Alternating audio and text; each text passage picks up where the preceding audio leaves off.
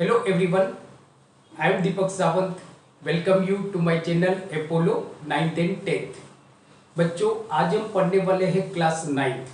Chapter है हमारा motion और मोशन में आज हम बहुत ही इम्पोर्टेंट टॉपिक डिस्कस करने वाले हैं। आज का जो हमारा टॉपिक है वो है derivation of equation of motion. जो मोशन के तीन इक्वेशन है उनके डेरिवेशन के बारे में बच्चों पढ़ने वाले हैं। उसमें से इक्वेशन 1 और इक्वेशन 2 का डेरिवेशन हमने ऑलरेडी बच्चों देख लिया है। लेक्चर 1 में हमने डेरिवेशन पढ़ा था v is equal to u plus a T.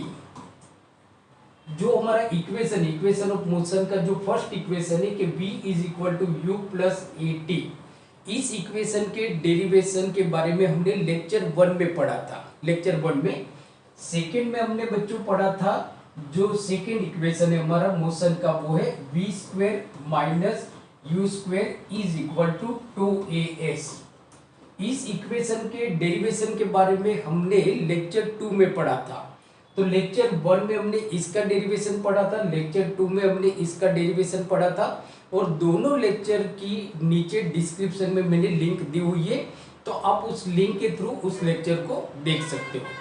आज जो हम डेरिवेशन करने वाले हैं, जो मोशन का जो थर्ड इक्वेशन है हमारा, मोशन का जो थर्ड इक्वेशन है that is s is equal to U T plus 1/2 a t square. तो आज हम इस इक्वेशन के डेरिवेशन के बारे में पढ़ने वाले हैं जो आपके लिए बहुत ही इंपॉर्टेंट है। जैसे देखो बच्चों के derivation of equation of motion जो टॉपिक है ये आपकी जो 9th की एग्जाम पॉइंट ऑफ व्यू से तो इम्पोर्टेंट है ही बच्चों, बट जो आपका फिजिक्स का जो बेसिक नॉलेज है, जो न्यूमेरिकल करने के लिए जो इक्वेशन जरूरी है, तो ये तीन इक्वेशन आपके लिए समझना बहुत इम्पोर्टेंट है।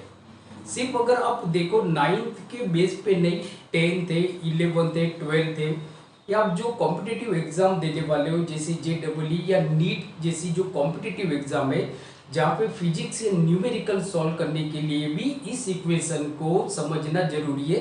ये तीन इक्वेशन को समझना बहुत जरूरी है, राइट। तो आज जो हम इक्वेशन डिराइव करने वाले वो है s is equal to U T plus 1/2 a t square. s का मतलब होता है distance travel by the body, right.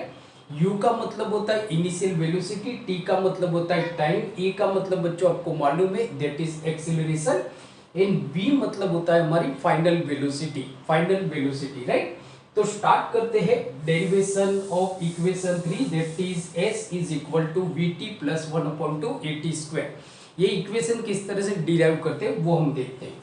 अब देखो बच्चों, सपोज हम यहाँ पे एक कंडीशन मतलब कि एक सिचुएशन को कंसीडर करते हैं कि suppose object is moving along a straight path with constant acceleration that is a। बराबर, मींस कि हम ऐसा समझते हैं कि एक ऑब्जेक्ट है आपका, ये एक ऑब्जेक्ट है, समझो कि यहाँ पे हमारी एक कार है। ये जो कार है बच्चों ये स्ट्रेट मतलब कि this car is moving along a straight path, ये सीधी सीधी जा रही है। इसका मतलब क्या होगा कि ये कार अपना डायरेक्शन चेंज नहीं कर रही है, but with constant acceleration a। ये जो कार मूव कर रही है along a straight path with constant acceleration a, means के इसका एक्सीलरेशन कांस्टेंटली बढ़ रहा है, मींस के ऑब्जेक्ट एक्सीलरेटेड मोशन में है, राइट। तो और कंसीडर करते हैं कि सपोज इसकी जो मतलब कि हमको एक पर्टिकुलर टाइम पे अगर इसका हमको ग्राफ बनाना है कि जैसे देखो कि t इज इक्वल टू 0, इस टाइम पे अगर हमको इसको ग्राफिकली रिप्रेजेंट करना है तो जहां पे मतलब object is already moving along a straight path, object easily मतलब कि ऑलरेडी मूव कर रहा है। समझो कि आप एक स्ट्रेट हाईवे पे सीधे सीधे गाड़ी लेके जा रहे हो, 7 बजे की बात है और 7 बजे आपकी गाड़ी चल रही है।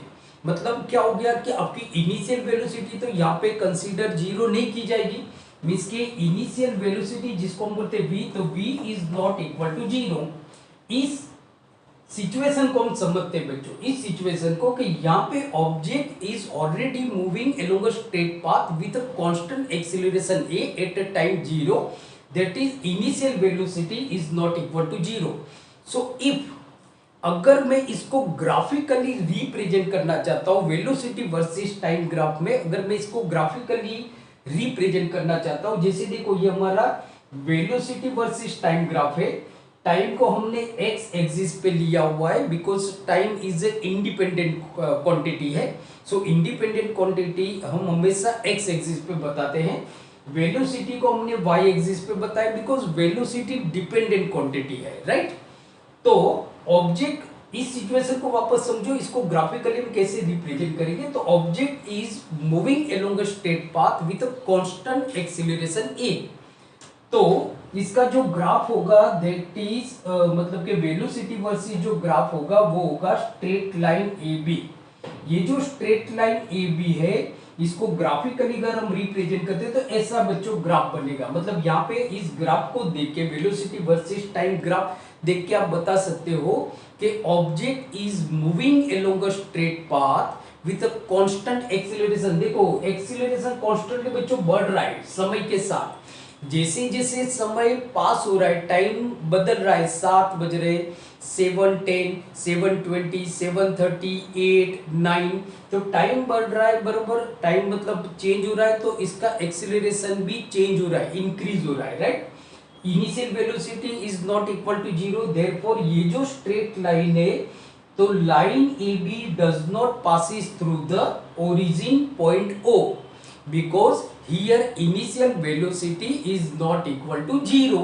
इनिशियल वेलोसिटी जीरो नहीं है, therefore जो स्ट्रेट लाइन जो हमारी बनेगी ए बी वो ओ में से पास नहीं होगी, राइट। ओ में से पास नहीं होगी। ये जो हमारा ओ है, ओ ए है, ओ ए क्या है बच्चों, हमारा इनिशियल वेलोसिटी है जिसको हम बोलते हैं U, initial velocity U at a time zero.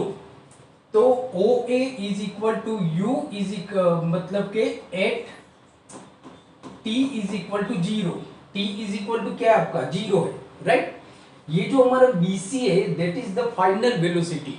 मतलब कि जैसे देखो मैंने आपको जब पूछा तब टाइम जीरो पे मैंने पूछा तो आपकी वेलोसिटी जीरो नहीं थी, ये वेलोसिटी थी ओ ए।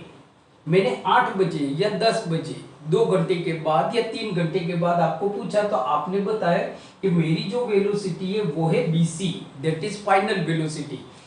कब, at time OC. Time OC पे जब मैंने आपको पूछा तब आपकी फाइनल वेलोसिटी तो bc, तो bc is equal to v, that is final velocity eight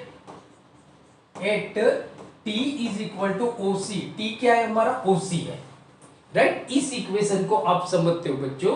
तो ए बी, जो ए बी है वो क्या बता रहा है, ऑब्जेक्ट का मोशन बता रहा है। ऑब्जेक्ट का मोशन है कि ऑब्जेक्ट स्ट्रेट लाइन में मूव कर रहा है, मतलब कि ऑब्जेक्ट अपना डायरेक्शन चेंज नहीं कर रहा है समय के साथ, बट वो एक्सीलरेटेड मोशन में। कैसे मोशन में, एक्सीलरेटेड मोशन में। अब देखो हमको जो इक्वेशन बच्चों डिराइव करना है वो इक्वेशन हमारा क्या है, तो इक्वेशन हमारा s is equal to U T plus 1/2 80 square, बराबर। So this equation we have to derive, बराबर, फ्रॉम दिस ग्राफ। इस ग्राफ की हेल्प से हम इस इक्वेशन को डिराइव करने वाले हैं, इस इक्वेशन को हम डिराइव करने वाले हैं। Now what is s? So as you know that s is a distance traveled by the body, distance traveled by the body, right। तो देखो जो अगर मुझे इस ग्राफ की हेल्प से, ये जो वेलोसिटी वर्सेस टाइम ग्राफ है, अगर मुझे इस ग्राफ की मदद से मुझे ऑब्जेक्ट ने कितना डिस्टेंस कवर किया है वो मुझे निकालना है। क्या निकालना है, डिस्टेंस कितना कवर किया है वो निकालना है। तो हम कैसे निकालेंगे, तो distance cover by the body, distance covered by the body, जो बॉडी है उसने कितना डिस्टेंस कवर किया, that is the space, that is the, अगर ग्राफिकली मैं बता रहा हूं तो distance travelled by the body defined as a space occupy. जो स्पेस है, देखो स्पेस जो ऑक्यूपाई किया है, किसने ऑक्यूपाई किया है, वेलोसिटी वर्सेस टाइम ग्राफ और टाइम एक्सिस, टाइम एक्सिस, ये हमारा टाइम एक्सिस है। और ये जो ग्राफ है, बराबर, ये जो हमारा ग्राफ है ओ ए बी डी सी ओ, ये जो हमारा ग्राफ है, तो वेलोसिटी वर्सेस टाइम ग्राफ में ये जगह और टाइम एक्सिस, ये जो जगह है मतलब कि इस जगह को अगर मैं बताऊंगा बच्चों ये ये ऑब्जेक्ट का डिस्टेंस बताता है, दैट इज एस बताता है। क्या बताता है? एस। तो हम क्या बोलेंगे कि distance travel by the body, distance travel by the, मैं लिख ही लेता हूं यहां पे। तो देखो distance, distance that is S travel, travel by body, travel by body is equal to space, is equal to space occupied, occupied by velocity versus time graph and time axis और टाइम एक्सिस। तो time axis और velocity versus time graph ने जो area occupy किया है वो हो जाएगा उसका डिस्टेंस। क्या हो जाएगा? Distance, right. तो ये तो मालूम पड़ गया आपको। यहाँ पे हमको डिस्टेंस निकालना है, तो डिस्टेंस मतलब क्या होता है कि भाई space occupied by the velocity versus time graph and time axis. इसने जो स्पेस, जो एरिया कवर किया है उसको हम बोलेंगे डिस्टेंस। क्या बोलेंगे? डिस्टेंस। अब देखो इसको हम समझते हैं। अब ये क्या बन गया बच्चों हमारा? ये क्या बन गया? ओ मतलब कितना स्पेस ऑक्यूपाई किया है? ओ ए सी डी बी ए, इतना इसका एरिया मुझे ढूंढना है।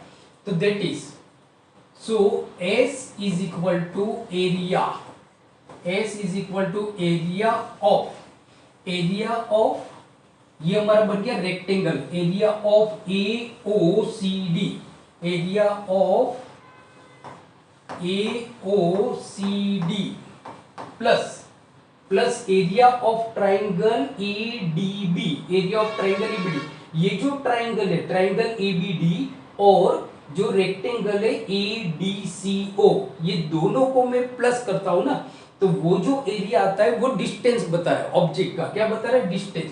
तो area of A O C D plus plus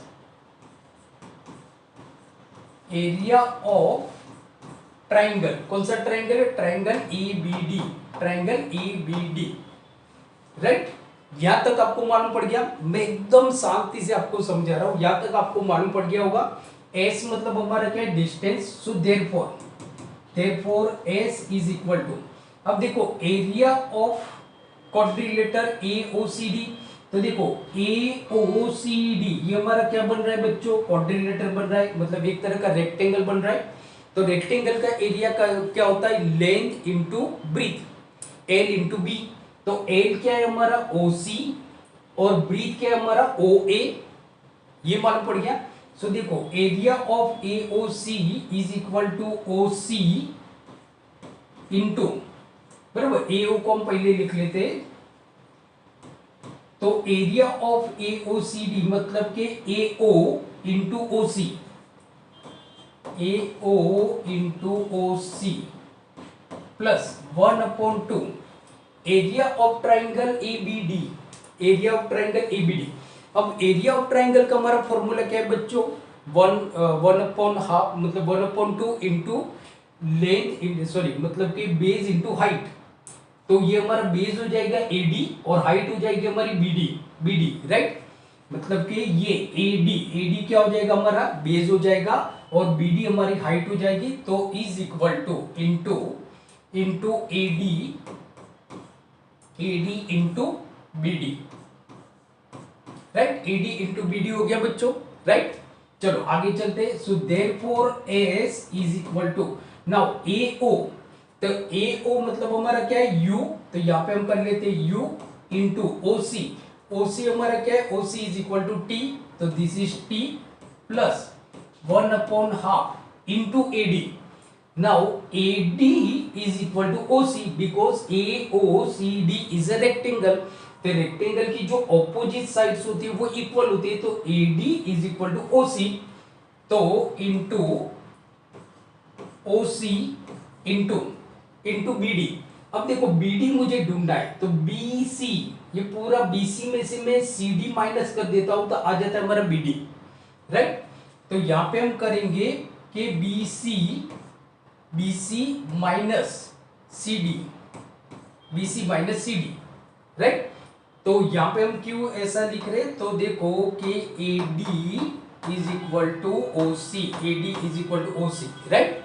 यहां तक शायद आपको अच्छी तरह से बच्चों मालूम पड़ गया होगा। बहुत स्टेप बाय स्टेप हम देख रहे हैं, इजी वे में मैं आपको समझा रहा हूं, राइट। चलो देखो, तो therefore S is equal to U into T is equal to UT plus 1/2 into now OC। तो OC मतलब क्या है बच्चों, OC मतलब T, ये रहा हमारा OC is equal to T, तो T इंटू BC। तो देखो BC मतलब क्या है हमारा, BC मतलब V, तो BC मतलब V माइनस CD। तो CD is equal to AO, because rectangle है, तो CD is equal to AO, that is U। तो यहां पे आप लिख लेते हो, because CD is equal to AO is equal to U, is equal to U, right. ये आ गया। अब जिसे देखो हमको लाना क्या है यहाँ पे, 8t², मतलब a लाना है और t।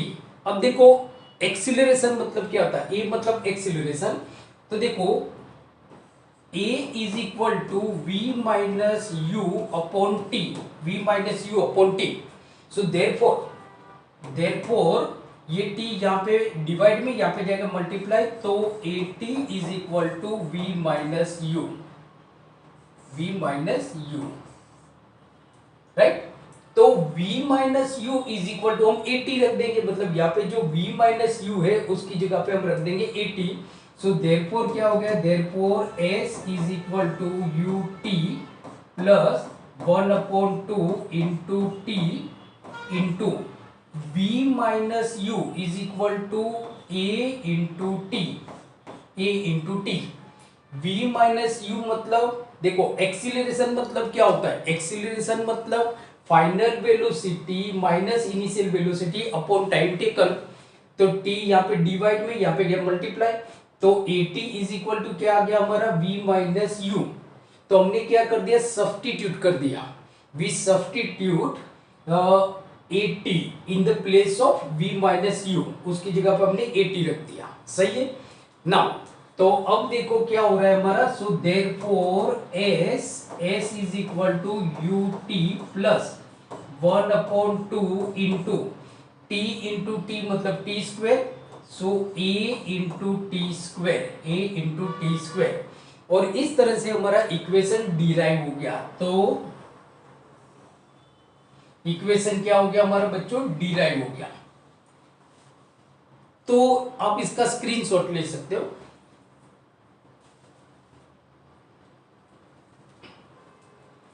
तो बच्चों आज हमने देखा क्लास 9th मोशन में डेरिवेशन ऑफ इक्वेशन में हमने इक्वेशन 3 का डेरिवेशन देखा, that is s is equal to ut plus 1/2 at²। So I hope आज का वीडियो आपको बहुत ही अच्छा लगा होगा। तो प्लीज इस वीडियो को लाइक कर दीजिए, और जाते जाते इस वीडियो को आपके जितने भी फ्रेंड्स हैं जो 9th में पढ़ रहे हैं, 10th में पढ़ रहे हैं, या अगले साल 9th में आने वाले, ऐसे जितने भी आपके फ्रेंड्स हैं बराबर, उन सब के साथ इस वीडियो को शेयर कर दीजिए। और दूसरी एक रिक्वेस्ट है कि अगर आप हमारी channel Apollo 9th and 10th पे नए हो तो प्लीज जाते जाते चैनल को सब्सक्राइब करना मत भूलिए, सिर्फ आपको बटन दबाना है, लेकिन इससे हमारी चैनल को आपकी हेल्प मिलेगी और हमारी चैनल ग्रो हो सकती है। So please subscribe my channel Apollo 9th and 10th। तो मिलते हैं अगले वीडियो लेक्चर में, जहाँ पे मोशन के बारे में कुछ दूसरा भी टॉपिक हम डिस्कस करेंगे। So thank you very much for watching today video lecture. Keep watching and keep studying. और हाँ, अपना ख्याल रखिए और पढ़ते रहिए। Thank you very much, take care.